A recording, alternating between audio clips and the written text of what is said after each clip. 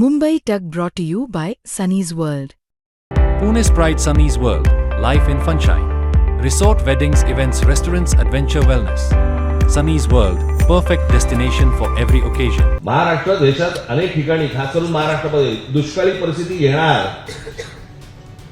आणि आमच्याकडे काय चाललंय खासदार फोडणं. काही दिवसा इतर पक्षांकडनं अगोदर ह्याच्या अगोदर पण झालेलं आहे.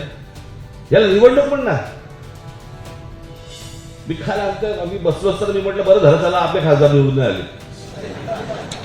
संपूर्ण देशाचा विस्तार झालेला आहे, राज्याचा विस्तार झालाय. मला कोणाची सत्ता आहे आणि कोण विरोधी पक्षात आहे वगैरे कोणाला सत्ता मिळवायची आहे हा सगळा भाग बाजूला सोडा. आपण आपल्या राज्याचं काय नुकसान करतोय, आपण आपल्या देशाचं काय नुकसान करतोय. आज बेरोजगारीचं प्रमाण इतकं प्रचंड मोठ्या प्रमाणावरती वाढलेलं आहे. काही लक्ष आपलं त्याकडे.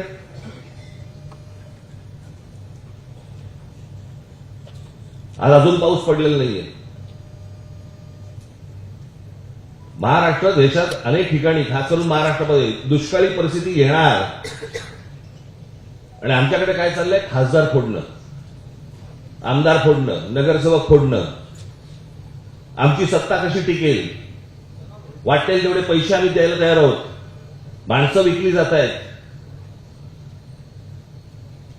मला असं वाटतं राजकीय पक्षाच्या कार्यकर्त्यांनी या गोष्टींचा विचार करायला नाही पाहिजे, जनतेने करायला पाहिजे, लोकांनी करायला पाहिजे. की ज्यांना निवडून आणण्यासाठी तुम्ही 4-4, 5-5 तास, 2-2 तास तिथे उन्हामध्ये त्या रांगेत उभे राहिला, तो माणूस 50-100 कोटीसाठी म्हणून विकले जातात. त्यांना पुन्हा तुम्ही परत उभे करणार का? आताही जर समजा ते परत आले तर तुमची प्रतिक्रिया काय असणार त्याच्यावरती?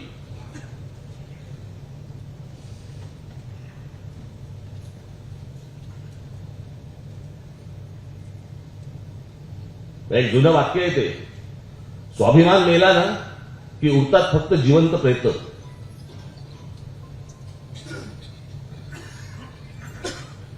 आणि हे ज्या प्रकारचं राजकारण आता महाराष्ट्रामध्ये देशामध्ये जे सुरू आहे, भविष्यातल्या येणाऱ्या पिढ्यांना आम्ही काय सांगणार आहोत? आम्ही विकले गेलो. आज लहान मुलं पळवण्याचे प्रकार वाढलेले आहेत. खासदार आमदार जसे पळवले जातात तशी लहान मुलं पळवली जातात, मुली पळवल्या जात आहेत, त्याचे व्यापार होत आहेत, त्यांना परदेशी पाठवलं जात आहे, काही जणींना वेश्या व्यवसायाला पाठवलं जात आहे. एवढे सगळे प्रश्न आज असून देशासमोर उभे असताना आमच्याकडे काय चालू आहे? आमची सत्ता टिकावी म्हणून आम्ही करोडो रुपये टाकायला तयार आहोत. आम्हाला खासदार फोडायचे, आमदार फोडायचे, नगरसेवक फोडायचे. तुमच्या मताला किंमत काय?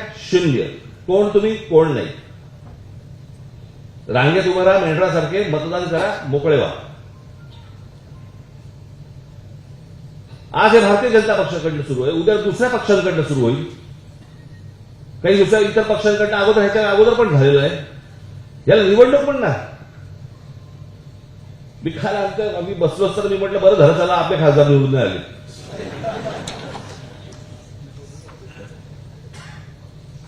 पण या पळवापळवीच्या राजकारणामध्ये आपण मूलभूत गोष्टी आपण विसरून जातो आहोत.